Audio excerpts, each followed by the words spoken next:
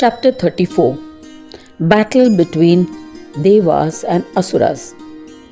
Om Shri Ganeshaya Namaha. MudgalAcharya continued the narration. After travelling for some distance, the Daityas arrived in the vicinity of Dundi. The mighty Vakratunda was accompanied by the Devas. He was formidable, valiant, formed by the union of a human and an elephant. Seeing his form, they were terrified. He looked like the fire of the great dissolution. He was surrounded by innumerable brave warriors.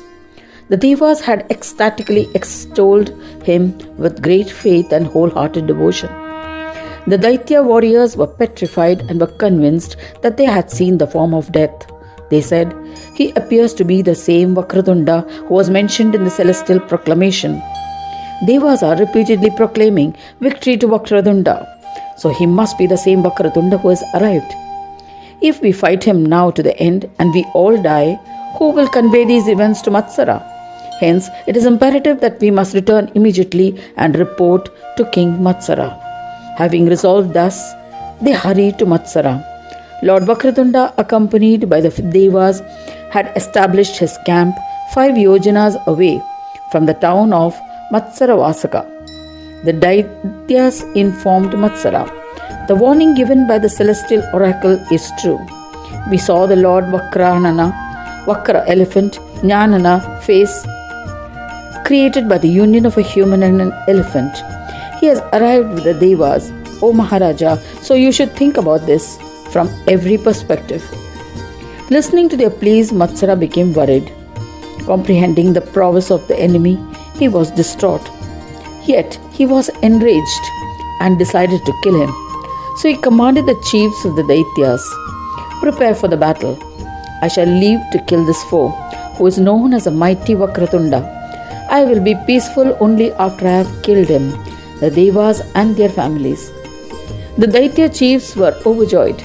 They readied for battle as they were also eager to kill the Devas.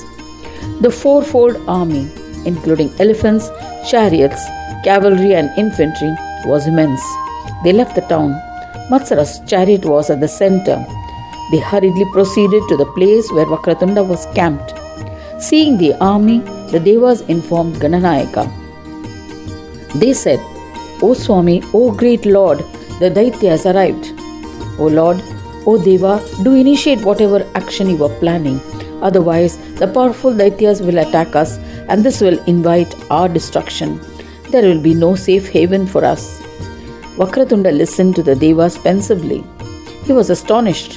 He said, "O dear Devas, do not fear. I shall kill the Daityas and the evil Matsara. There is no doubt about it. Do witness my heroics in the battle." Saying this, Vakratunda mounted his lion, armed with a noose and a goad, and announced himself with a thunderous roar. "O Prajapati!" His roar caused the 3 worlds to tremble with fear. The Daityas became frightened. Matsara skipped a heartbeat. Matsara said, "The army of the Devas appear powerful. The future is unpredictable."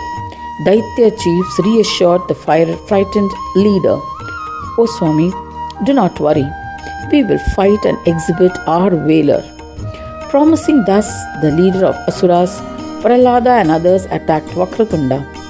Their roars resonated in all the 3 worlds. The Daitya army vigorously attacked the Devas with showers of arrows.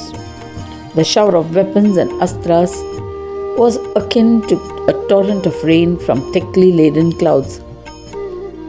The weapons of the Daityas were killing the army of Devas. At that time, Vishnu and other Devas surged ahead to fight. A battle ensued between the Devas and Daityas, which destroyed both.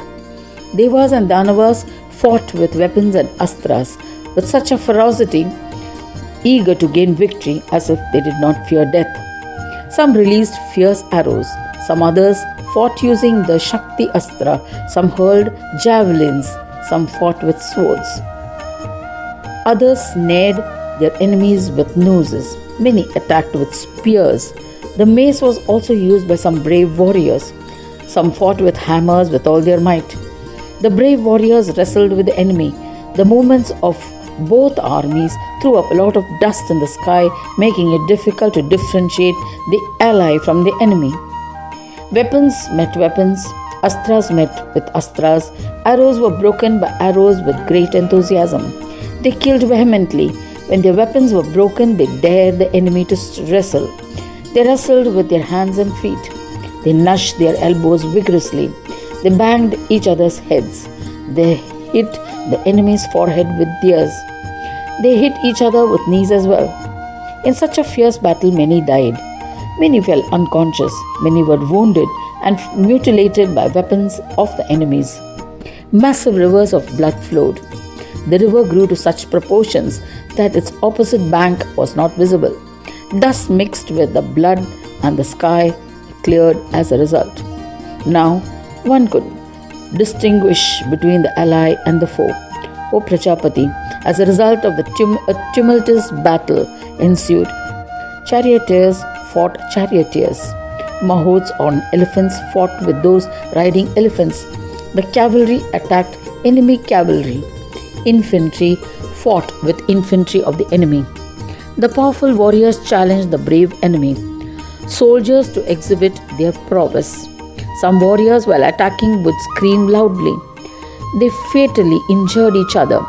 Every one was covered in blood, resembling the blossoming Kamasuka tree, flame of the forest, which has intense vermilion blooms. Sometimes it looked as though the Devas would win. At other times, the Daityas appeared to be winning. As a result of the extreme hate, they even fought at night. O Prajapati, the war continued for 5 days. Neither the Devas nor the Daityas were certain of victory. Thus ends the 34th chapter titled The Battle Between the Devas and Asuras of the first Khanda of the Purana Upanishad, Srimad MudgalPuran, describing the legend of Vakratunda, dedicated to Sri Gajanana. End of chapter 34.